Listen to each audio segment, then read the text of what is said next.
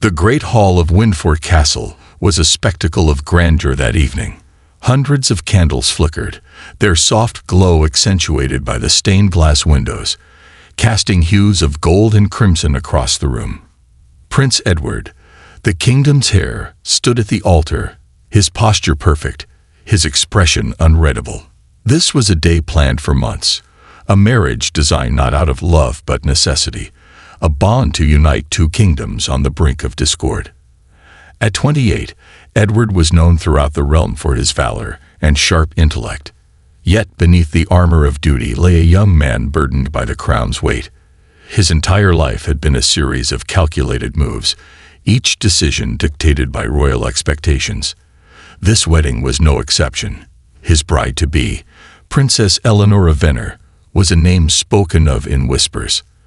The court's rumors painted her as a reclusive figure, veiled in mystery, literally. Whispers of her unusual appearance circulated like a shadow over the ceremony. Edward glanced at the towering doors of the hall as the royal advisor leaned in, murmuring, "She is coming, Your Highness." Nodding curtly, Edward kept his expression steady, though unease churned within. He had resigned himself to the marriage, believing it would be devoid of emotion, a duty to the kingdom, and nothing more. The doors opened slowly, and the soft strains of a string quartet filled the hall. Princess Eleanor entered, her white gown flowing like liquid silk. A veil concealed her face, the fabric delicate yet opaque enough to keep her features a mystery. The room held its collective breath, curiosity and judgment mingling in the air. Eleanor's steps were measured, her bearing regal. Despite the whispers, she walked with a quiet confidence that silenced further murmurs. As she approached the altar, Edward felt an inexplicable tension. Her presence was different. She did not cower beneath the weight of expectation. Instead, she exuded an aura of quiet strength, as if she were perfectly at ease being scrutinized by hundreds of eyes. The ceremony began, and Edward found himself distracted.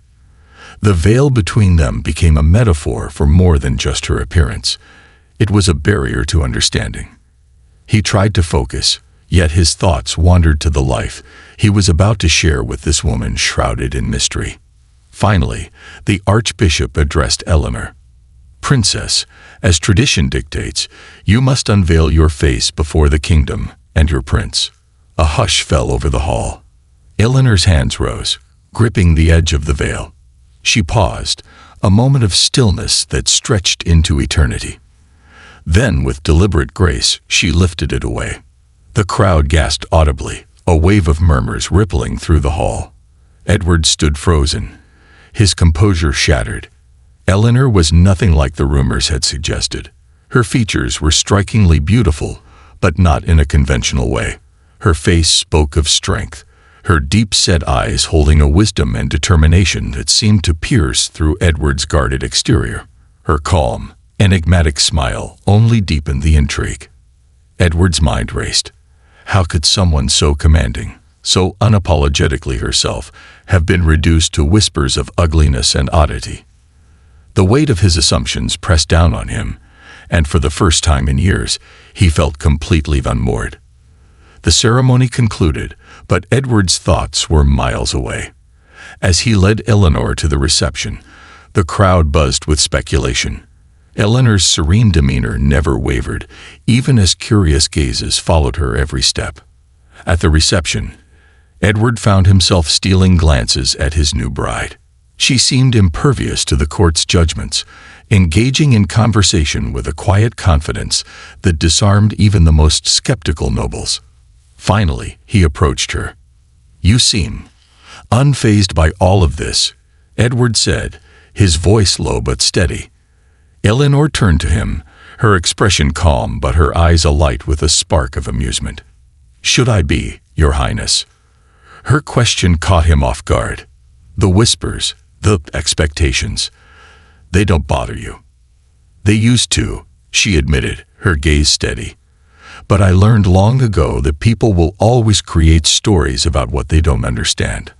I stopped trying to change their minds. Her word hung in the air, and Edward found himself grappling with an unfamiliar emotion: respect. For years he had dismissed this marriage as a chore, a duty devoid of meaning. But Eleanor's presence, her resilience, hinted at something more profound. Over the coming weeks, the castle adapted to its new princess. Eleanor proved herself a formidable presence in council meetings, offering insights that were as practical as they were innovative. Ministers who had initially dismissed her began to seek her counsel, and the court's whispers gradually shifted to admiration. Edward, however, remained conflicted. Eleanor was unlike anyone he had ever met, challenging, enigmatic, and entirely unyielding to the roles others tried to impose on her. One evening, as they sat in the library, he finally voiced the thoughts that had plagued him. "You're not what I expected," he admitted, his voice tinged with frustration. "I don't know how to handle this." Eleanor set her book aside and looked at him, her expression thoughtful. "What did you expect, Edward?" He hesitated, searching for the right words.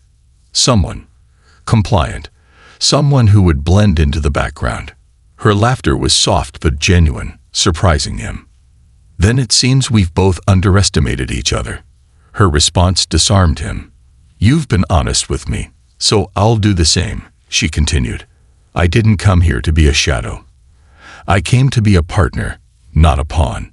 If you want this alliance to work, you'll have to accept me for who I am."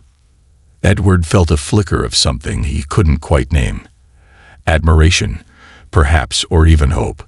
He nodded slowly, realizing that Eleanor was offering him something he had never expected from this marriage: a chance at true partnership. As the months passed, Edward and Eleanor's relationship deepened. He began to see her not as an obligation, but as an equal, someone who challenged him in ways that no one else dared. She, in turn, saw through the armor of duty he wore, glimpsing the man beneath. Together, they forged a bond that transcended the political ties of their union. In time, the kingdom flourished under their joint leadership.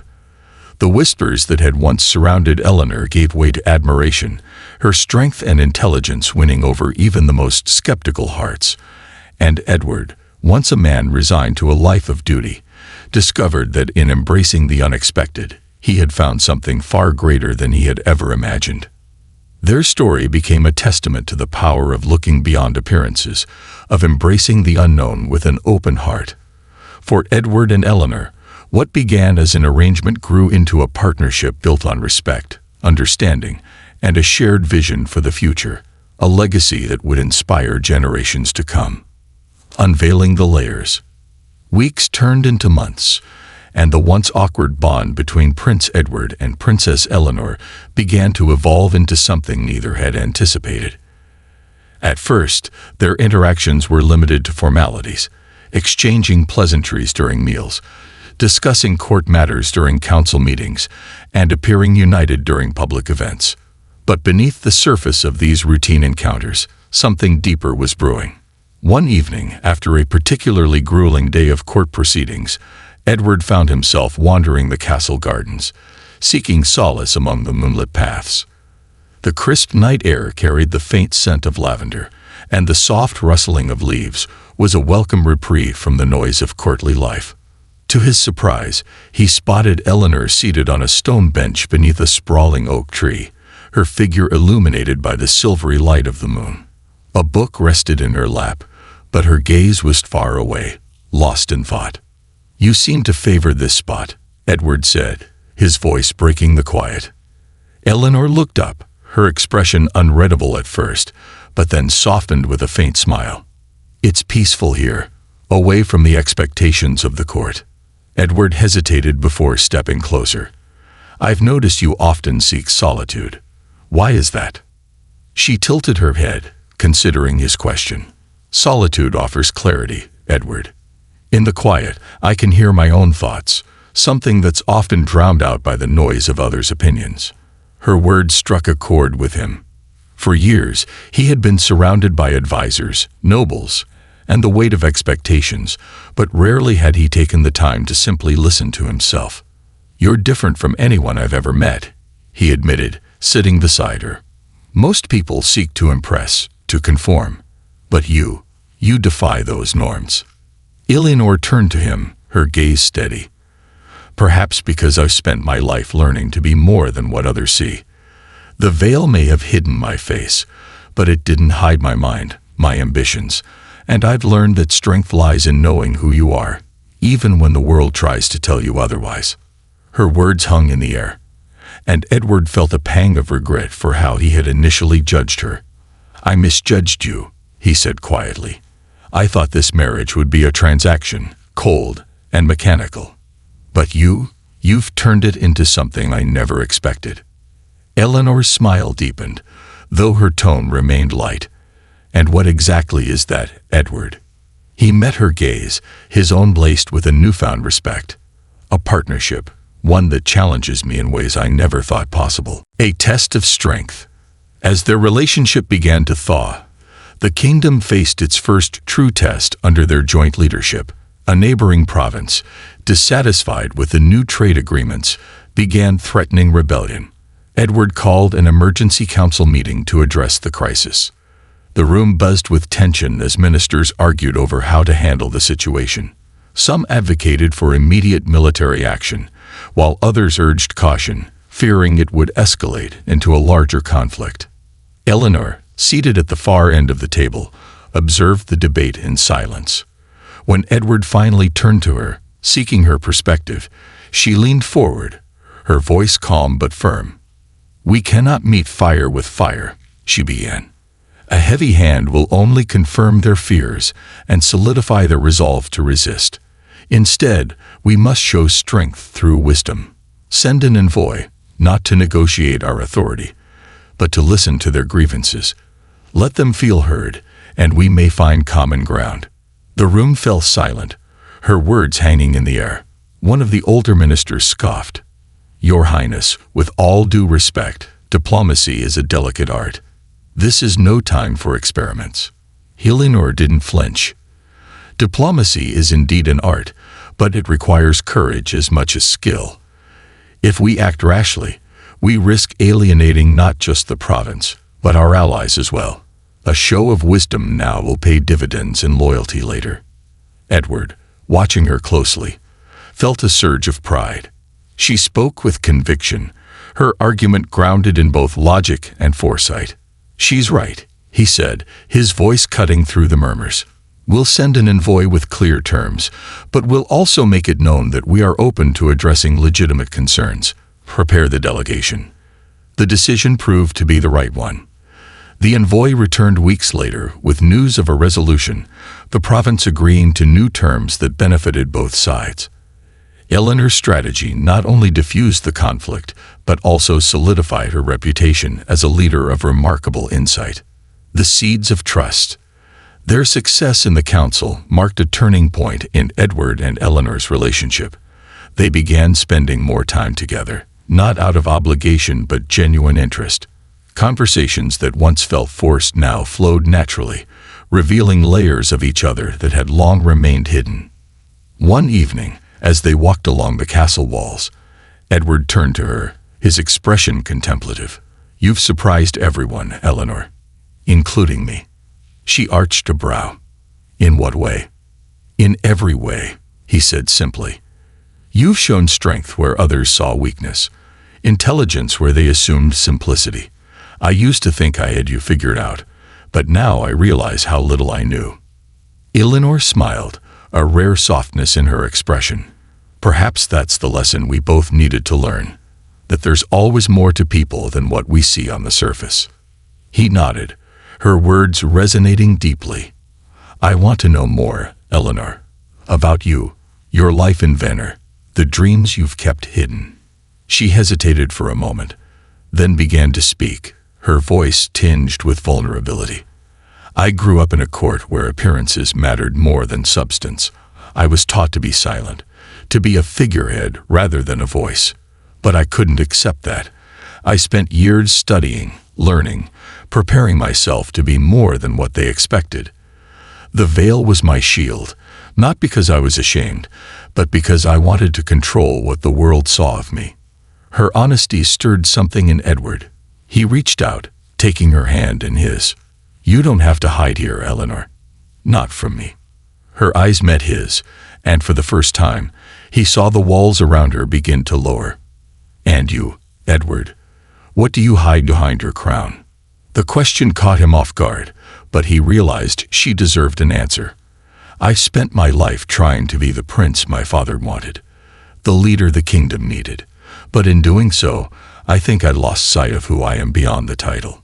Maybe I've been hiding too." They stood in silence for a moment, the weight of their shared confessions binding them in a way neither had expected. A kingdom transformed. As the years passed, Edward and Eleanor's partnership became the foundation of a kingdom that flourished. Their union, once seen as a mere political alliance, evolved into a story of mutual respect, understanding, and love. Together, they faced challenges with unwavering resolve, their bond strengthening with each trial. The people, once skeptical of their new princess, came to see her as a symbol of strength and wisdom. Eleanor's presence transformed not just the court, but the entire kingdom, proving that true leadership lies not in appearances but in character. And Edward, once a man defined by duty, found himself becoming more than just a ruler. With Eleanor by his side, he discovered the courage to embrace his own vulnerabilities, to lead not just with strength but with heart. Their story became a legend, a reminder that the greatest transformations often begin in the most unexpected places, and in the quiet moments they shared, far from the eyes of the court. Edward and Eleanor found a love that was as deep and enduring as the legacy they had built together. The trials of the crown. As Edward and Eleanor's reign solidified, their lives were far from tranquil. The kingdom, though at peace within its borders, was constantly tested by external forces. Political intrigue, unforeseen calamities, and the ever-present demands of leadership forged new challenges for the royal couple. Yet it was through these trials that their bond deepened, revealing the true strength of their partnership. The storm from the east. The first major test of their rule came 2 years into their marriage. A harsh winter had gripped the eastern provinces, devastating crops and leaving villages in ruin. Desperation led to whispers of rebellion as starving farmers, unable to pay their taxes, considered rising against the crown. Edward's council urged swift action, recommending that soldiers be sent to quell any unrest before it could grow. Eleanor, however, saw things differently. "You cannot punish people for seeking to survive," she argued in council. "If we send soldiers now, we will only fan the flames of resentment." Edward glanced around the room at the skeptical faces of his ministers. "And what do you propose, Eleanor?" he asked, his tone measured but curious. She leaned forward, her voice steady. "We must meet them not with swords but with solutions. Send envoys to assess their needs. Allocate grain from the royal reserves to tide them through the winter. Show them that we see their plight and are willing to act." The council erupted in debate. Some dismissed her plan as naive, while others warned of the cost to the kingdom's treasury. But Edward raised a hand, silencing the room. "Eleanor's right," he declared. "If we fail to support our people now, we will pay a far greater price in the future. Prepare the grain shipments immediately." The decision was not without risk. The royal coffers grew lighter, and some nobles grumbled about the precedent being set.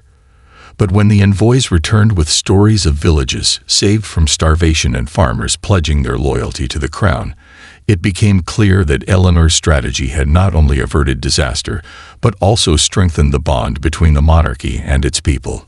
The shadow within. While external crises demanded their attention, a more insidious threat began to grow within the castle walls. Edward's closest advisor, Lord Hadrian, had long been a fixture in the court, his influence rivaling that of the king himself. Yet, as Eleanor's presence reshaped the dynamics of power, Hadrian began to view her with suspicion. "She's too bold," he confided to a trusted ally one evening. "A queen should know her place, not challenge the council at every turn." Rumors began to circulate, subtle at first, but growing louder with time. Whispers of Eleanor's alleged ambition to rule alone reached Edward's ears, planted carefully by Hadrian's network. Though Edward trusted his wife, the doubts gnawed at him. Was it possible that her strength, the very quality that had drawn him to her, could one day be used against him? Eleanor noticed his growing distance. One evening, as they sat in their chambers, she confronted him. "You've been quieter than usual, Edward. Is something troubling you?" He hesitated, then sighed. "There are rumors. People say you're seeking to undermine me, to rule without me." Eleanor's eyes narrowed, not in anger but in disappointment. "Do you believe them?" "No," he said quickly, "but it unsettles me. I've spent my life surrounded by loyalty and betrayal, and sometimes it's hard to tell which is which." She stood and crossed the room, standing before him. "Edward, I am your partner, not your rival. Everything I do is for the kingdom, and for us. But if you ever doubt my loyalty, ask me directly. Do not let whispers poison what we've built." Her words struck him with the force of truth. He realized how easily he had allowed others' insecurities to creep into his mind.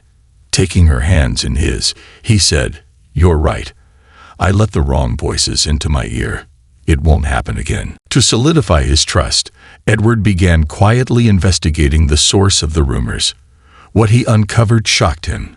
Hadrian had been orchestrating the campaign against Eleanor, fearing that her growing influence threatened his own power. Furious but determined to act with precision, Edward called a private council and confronted Hadrian. "Your schemes could have cost this kingdom its stability," Edward said, his voice cold. "I will not have treachery in my court." Hadrian was stripped of his title and banished, a decisive action that sent a clear message to anyone considering further subterfuge. With his removal, the court began to unite more fully behind the royal couple, recognizing their mutual strength and unwavering resolve. A kingdom reborn. As the years passed, Edward and Eleanor's reign transformed the kingdom. Their leadership became synonymous with justice and wisdom, their partnership a symbol of balance and equality. They introduced reforms that reshaped the realm. Fairer taxes, expanded education, and a network of trade routes that brought prosperity to even the most remote provinces. One of their most ambitious projects was the creation of a council that included representatives from all regions, giving a voice to the people in matters of governance. The nobles protested initially, fearing a loss of power, but Edward and Eleanor stood firm. "This is not about diminishing the nobility," Edward explained during a heated council session. "It's about ensuring that every citizen feels invested in the future of our kingdom. A kingdom divided cannot stand." Eleanor added, "Strength comes from unity, and unity cannot exist without trust. By giving our people a voice, we build a foundation that will endure long after we are gone." The council became a cornerstone of their legacy, a tangible representation of their vision for a kingdom where every voice mattered. The legacy of love. As they grew older, Edward and Eleanor's bond only deepened. Their partnership, forged in the fires of duty and adversity, had blossomed into a love that defied the constraints of their initial arrangement. They found joy in the simple moments, strolling through the gardens, debating philosophy over wine, or watching the sunset from the castle's highest tower. One day, as they sat together overlooking the kingdom they had built, Edward turned to Eleanor. "When I think back to the day we were married, I remember feeling like my life was being taken from me. But now, I see that it was the beginning of something far greater than I ever imagined." Eleanor smiled, her eyes shimmering with affection. "And I thought I would be coming here as an outsider, destined to be misunderstood. But with you, Edward, I found a home, and a partner who sees me for who I truly am." Their reign continued to inspire generations. Stories of the veiled princess who became a queen of unmatched strength, and the prince who learned to lead with heart became a legend, passed down through the ages.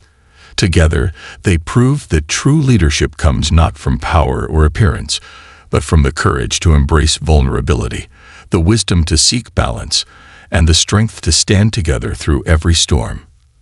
A legacy of unity. Years turned into decades, and the reign of King Edward and Queen Eleanor became a golden era in the kingdom's history. The people spoke of their rulers not as distant, untouchable figures, but as leaders who truly understood and cared for their subjects.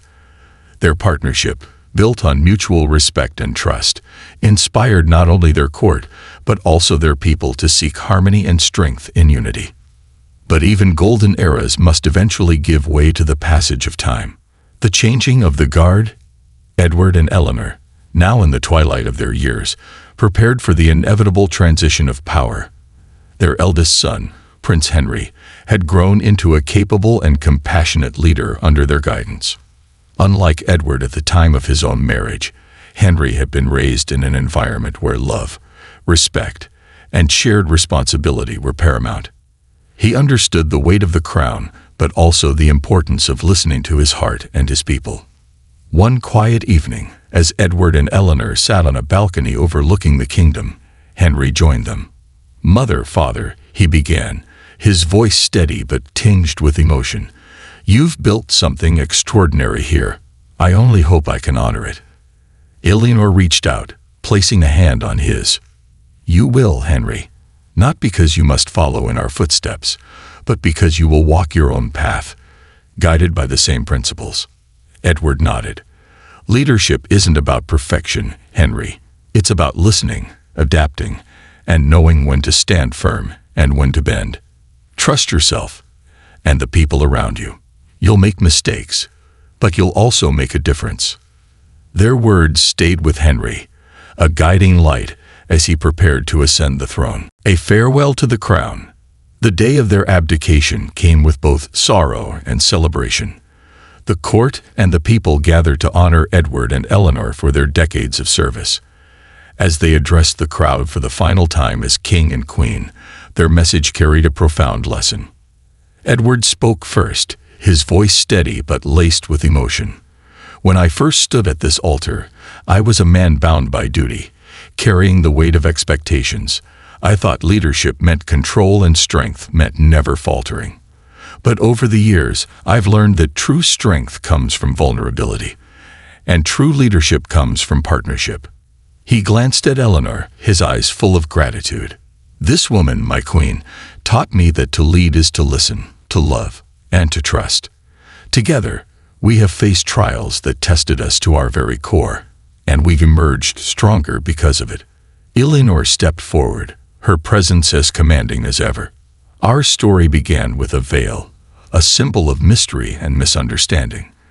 But as that veil was lifted, so too were the barriers that kept us from seeing the truth, that unity, compassion, and courage are the pillars of any great kingdom.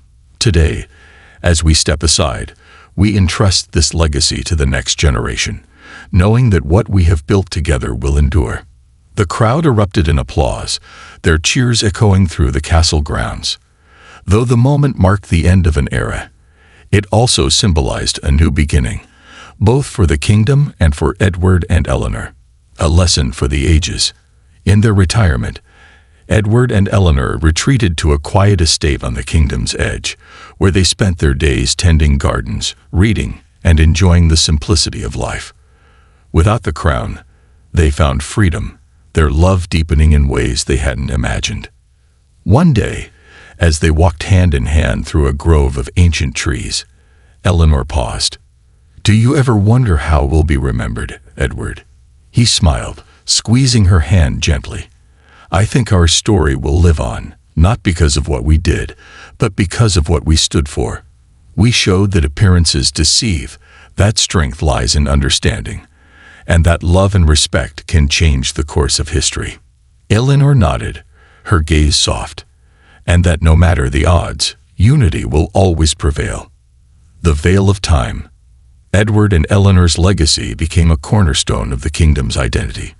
The reforms they introduced, the values they embodied, and the love they shared inspired generations. Stories of the veiled princess and the duty-bound prince, who became partners in every sense of the word, were told around hearths, in classrooms, and during celebrations, becoming a timeless reminder of the power of unity and the courage to embrace the unknown. Their epitaph, carved into the stone of their shared resting place, captured the essence of their lives. They taught a kingdom that true power lies in unity, true love lies in respect, and true greatness lies in the courage to see beyond the veil. And so, Edward and Eleanor's story did not end but lived on as a lesson to all, that when strength and compassion walk hand in hand, they can transform not just a kingdom, but the very hearts of those who dwell within it.